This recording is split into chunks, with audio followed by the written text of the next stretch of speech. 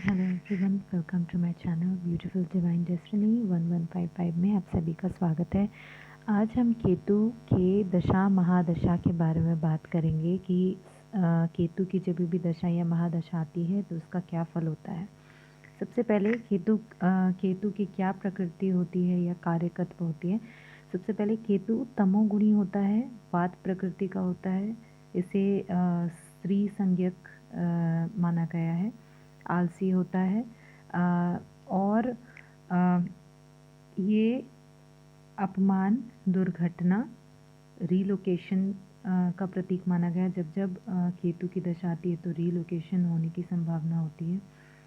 और घबराहट, उलझन, आर्थिक तंगी, ये सब का प्रतीक माना गया है। या जब जब केतु की दशा आती है तो आर्थिक तंगी का सामना करना पड़ सकता है, रीलोकेशन का सामना करना पड़ सकता है, ट्रैवल करना पड़ सकता है, उत्साहहीनता का कारण हो सकता है केतु। लेकिन ये मोक्ष प्रदायक भी होता है, वैराग्य का कारण होता है, यात्रा का कारण होता है, दूरदृष्टि का कारक होता है। इससे जब भी केतु की दशा आती है तो ये परोपकारी बनाता है। हो सकता है संन्यास का कारण हो, दानी बनाता है, वैदिक ग्रंथों और मंत्रों की का व्याख्याकार भी बनाता है। और इसका जो गुण है वो मंगल के समान ही माना गया है। इसके अलावा अगर हम केतु की दशा महादशा की बात करें तो केतु की महादशा 7 वर्ष की होती है विंशोत्तरी दशा के हिसाब से। और केतु के 3 नक्षत्र माने गए हैं जो कि अश्विनी, मघा और मूल, और ये गंडमूल नक्षत्र भी कहे गए हैं। केतु पर केतु की दशा, केतु की महादशा और केतु की दशा 4 महीने की होती है। केतु की महादशा में शुक्र की दशा 1 वर्ष 2 महीने की होती है। केतु की महादशा में सूर्य की दशा 4 महीने 6 दिन की होती है। और केतु की महादशा में चंद्रमा की दशा 7 महीने की होती है। केतु की महादशा में राहु की दशा 1 वर्ष और 18 दिन की होती है। केतु की महादशा में गुरु की दशा 11 महीने 6 दिन की होती है। केतु की महादशा में राहु की दशा 1 वर्ष 1 महीने और 9 दिन की होती है। केतु की महादशा में बुध की दशा 11 महीने 27 दिन की होती है। इसके अलावा जब भी केतु की दशा आती है तो जातक को बहुत ज़्यादा भूख लगती है, यात्रा वो करते हैं, उनको स्किन प्रॉब्लम्स या स्किन एलर्जीज़, फोड़े फुंसे की प्रॉब्लम होती है, कोई भी तरह की इन्फेक्शन होने की बहुत ज़्यादा संभावना हो जाती है। हड्डियों की समस्या हो सकती है, दांत की समस्या हो सकती है, कोई भी किसी तरह की इन्फेक्शन इस समय होने की बहुत ज़्यादा दुर्घटना होने की चांसेस रहती है। कोई कार्य जो वो शुरू कर रहे थे हो सकता है वो कार्य छूट जाए। लेकिन इसके अलावा यह जिस राशि में हो वैसा फल देता है। अगर ये अच्छी राशि में हो, इसकी स्थिति अच्छी हो जन्म पत्रिका में, तो केतु की दशा महादशा अच्छी होगी। लेकिन अगर ये इसकी अगर जन्म पत्रिका में स्थिति अच्छी नहीं है केतु की, तो ये बुरे परिणाम भी दे सकते हैं। आइए जानते हैं कि केतु की महादशा में केतु की दशा किस तरह का फल देती है। जब भी केतु की महादशा में केतु की दशा आती है, अगर केतु खराब है तो ये अच्छे परिणाम नहीं देंगे। जातक को नौकरी नहीं मिलती है या कोई भी बिजनेस में नौकरी में हानि हो सकती है। कोई भी पशु का भय हो सकता है और तरह तरह के कष्टों का सामना करना पड़ता है। प्रगति नहीं होती है, मन अशांत रहता है, चिंतित रहता है, इंसान डरा हुआ सा भी रह सकता है। लेकिन वही अगर केतु की महादशा में केतु की अंतर्दशा है और केतु की स्थिति ठीक है तो फिर धन, भूमि, प्रमोशन, यश, सब कुछ प्राप्त होता ही है। केतु की महादशा में शुक्र की अंतर्दशा जब हो तो उसका क्या फल होता है। अगर केतु की स्थिति अच्छी नहीं है जन्म पत्रिका में तो शुक्र की दशा में ये काफ़ी मनुष्य जो है बहुत ज़्यादा खराब कार्य कर सकता है। वो बुरे संगति में पड़ सकता है, उसका मन खराब रहता है, वो डिप्रेशन में रहता है, वो बहुत ज़्यादा लालची या लोभी हो सकता है। परिवार के लोगों के साथ में भी उसकी तकरार होती रहती है।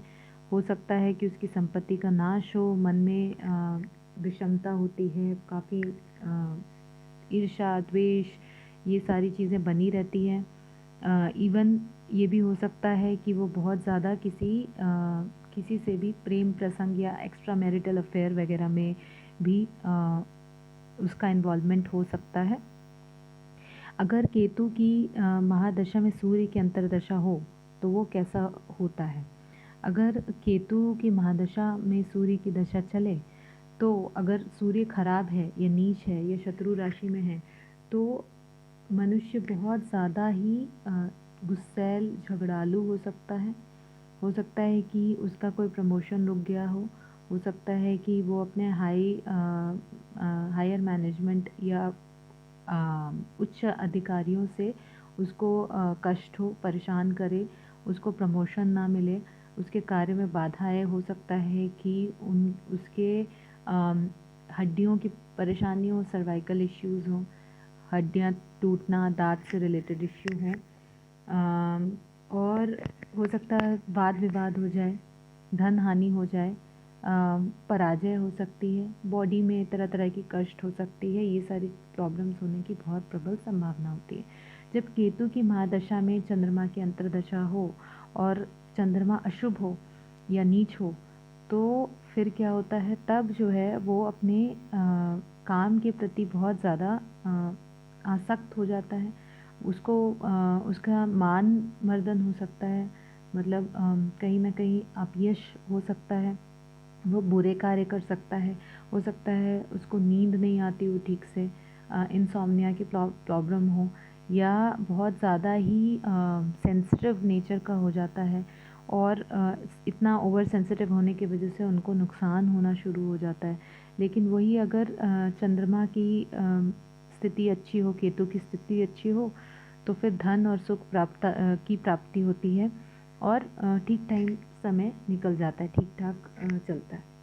ही अगर केतु की महादशा में मंगल की अंतर्दशा हो और मंगल और केतु की स्थिति ठीक ठाक हो तो फिर क्योंकि मंगल और केतु के क्वालिटी सेम तरह के होते हैं, इसलिए कहीं ना कहीं जातक काफ़ी उस समय पराक्रमी होता है, साहसिक होता है, अपने जो भी कार्य वो कर रहा है उसमें पूरा मन लगता है उनका, मान सम्मान की वृद्धि होती है और थोड़ा आवेश में आता है, लेकिन चीज़ें अच्छी चलती हैं। वही अगर केतु की स्थिति ठीक नहीं है तो काफ़ी ज़्यादा उग्र हो जाता है, काफ़ी ज़्यादा आक्रामक हो जाता है और अपने आप पे नियंत्रण नहीं रख पाता है, गुस्सा बहुत आता है, अपना नुकसान कर लेता है, लड़ाई झगड़े में फंस जाता है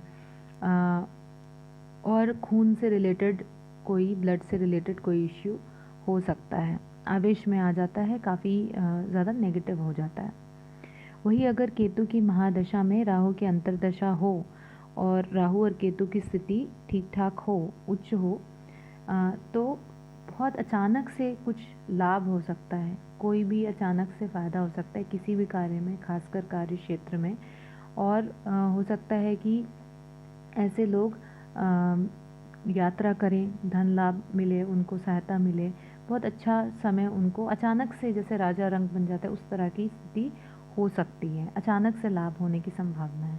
वही अगर खराब हो राहु केतु की स्थिति तो फिर जातक का बहुत नुकसान होता है, असफलता मिलती है, हर कार्य में नुकसान होता है, धन की हानि होती है, वो गलत कार्यों में फंसता है, नेगेटिविटी बहुत आती है, लोग उनके शत्रु हो जाते हैं, काफ़ी नुकसान का सामना करना पड़ता है। वही अगर केतु की महादशा में गुरु की अंतर्दशा चल रही हो तो गुरु अगर अच्छा है तो फिर बहुत अच्छा धार्मिक होता है मनुष्य, शांति का कार्य करता है, धार्मिक कार्यों में रुचि रहती है, वेद पुराण का ज्ञाता हो जाता है, ज्योतिषी वाली कार्य या धर्म के प्रति व्रत त्योहार में लगा रहता है, ज्ञान इकट्ठा करता है। हो सकता है कि वो ऐसे कोई कोर्स में इनरोलमेंट करे जिससे उसको ज्ञान की प्राप्ति हो, मोक्ष के बारे में सोचता है, ज्ञान विज्ञान के बारे में सोचता है और उन्नति करता है। हो सकता है कि धार्मिक स्थलों में विचरण करता हो, तीर्थ स्थल में जाता है, मानसिक स्थिति उसकी अच्छी होती है, शांत होती है, धर्म कार्य में लगा रहता है और उन्नति उसकी होती रहती है। योग वगैरह में, मेडिटेशन में उसका मन बहुत लगता है, सात्विक हो जाता है काफ़ी हद तक। वही अगर केतु अशुभ हो या गुरु की स्थिति अच्छी नहीं है तो फिर उसकी स्थिति खराब हो जाती है। फिर है यात्रा में हानि हो, संपत्ति की हानि हो, कार्य जो कर रहे हैं कार्य क्षेत्र में हानि हो, क्रोध ज़्यादा आ जाए, बात बात पे लड़ाई झगड़ा आए, अपयश हो, बहुत कुछ नेगेटिव हो सकता है। इसके अलावा केतु की महादशा में शनि की अगर अंतर्दशा आती हो तो अगर शनि या केतु की स्थिति खराब है या दोनों की स्थिति खराब है तो हर कार्य बहुत रुकावट में होगा, कोई भी कार्य जल्दी से नहीं होगा, बहुत मेहनत करने पे भी शुभ फल नहीं मिलेगा। और हो सकता है कि जो जातक है वो गलत कार्य करे, गलत कार्य में उसका मन लगे, क्रोधी हो, पेशेंस की कमी हो जाए, जितनी भी सफलता है, जो जहाँ पे जितनी मेहनत कर रही हूँ उतना फल नहीं मिलेगा। वही अगर केतु और शनि की स्थिति अच्छी होती है तो उसका जातक का समय बहुत अच्छा चलता है और वो उसके कार्य भी सिद्ध होते हैं। और लेकिन ज़्यादातर केतु और शनि की दशा महादशा में ज़्यादातर जो है नेगेटिव ही देखा गया है कि जितना भी कार्य में आप मेहनत करें उसमें सिद्धि नहीं मिलती है, डिले होगा, भटकना पड़ेगा, ज़मीन जायदाद के मामलों में हार हो सकती है, काफ़ी नुकसान हो सकता है, डिले हो सकता है, पैसे या धनोपार्जन में काफ़ी मुसीबतों का सामना करना पड़ सकता है, शत्रु बढ़ सकते हैं। तो ये सारी चीज़ें होती हैं। केतु की महादशा में बुध की अंतर्दशा अगर होती है तो अगर नेगेटिव है तो ये होता है काफ़ी दुख का सामना करना पड़ता है, काफ़ी परेशानी होती है। लेकिन अगर अच्छी स्थिति हो तो जातक का मन ज्ञान के कार्यों में लगता है, पढ़ने लिखने में बहुत मन लगता है, कंसंट्रेशन कर पाता है जातक। इसके अलावा पुराने मित्रों से मिलता है, नए नए कोर्स कर सकता है, पढ़ाई लिखाई में विशेषकर लाभ मिलता है, प्रगति कर पाता है, लाभ होता है, दुखों से छुटकारा मिलता है, और कार्य क्षेत्र में भी अच्छा रहता है। हो सकता है कि व्यवसाय में, जॉब में उसको परेशानी नहीं हो, परेशानी होती है तो उससे छुटकारा मिलता है। तो इस तरह की चीज़ें होती हैं केतु के दशा महादशा में, और जितने भी ग्रह हैं उनको सबको देखते हुए। तो ये था केतु की दशा महादशा में जो दूसरे ग्रहों हैं उसके साथ में किस तरह से फल देता है केतु की दशा महादशा। तो अगर आपको ये वीडियो पसंद आया तो लाइक करें, शेयर करें, सब्सक्राइब करें। Thank you for watching. God bless you all.